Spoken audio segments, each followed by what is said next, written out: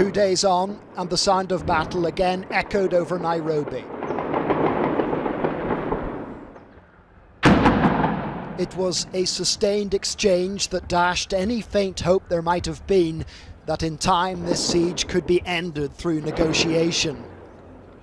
The Kenyan security forces had gone on the offensive, but they were meeting stiff resistance from the terrorists. It's now 48 hours since the Al-Shabaab terrorists stormed the Westgate Mall, but any notion that they might be a spent force running low on ammunition has just been dispelled. This has been a prolonged gun battle. After the shooting and the explosions, smoke started to billow from the mall. Soon a government minister was seeking to reassure Kenyans that the situation was not as bad as it looked. Our forces are in full control of this situation, and we are certain in no time that the fire will be put off. Soon our clinic is gone. This lady thought the fire had consumed the dental clinic she and her husband run at the mall. As we talked, we heard the fighting resume. I wonder what the sign is. You see, we live so close. When we hear sounds like this, it's still so disturbing. We wake up in the middle of the night. We can't sleep.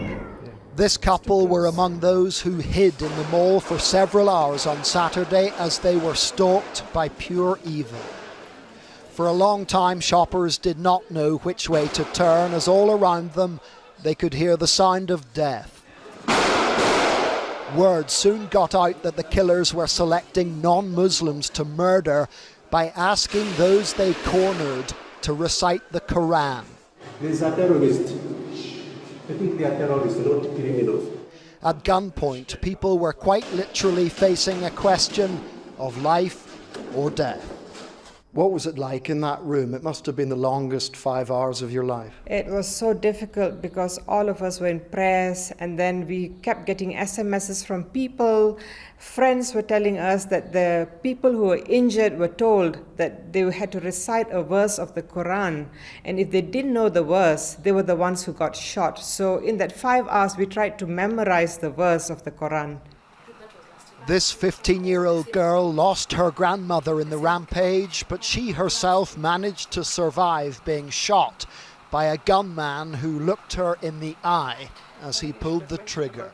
They're walking around, they said, you did this to Somalia, you did this to a woman, so we're also going to do it to your children and ladies. Late this afternoon, there was more sustained gunfire, and the security forces behaved as if some of it was coming from the terrorists' direction. But then this evening, as dusk fell, the police and army looked satisfied with their day's work. The question tonight is, at what price has progress to finish this been made? What might the cost ultimately be in innocent lives lost here? John Irvine, ITV News, Nairobi.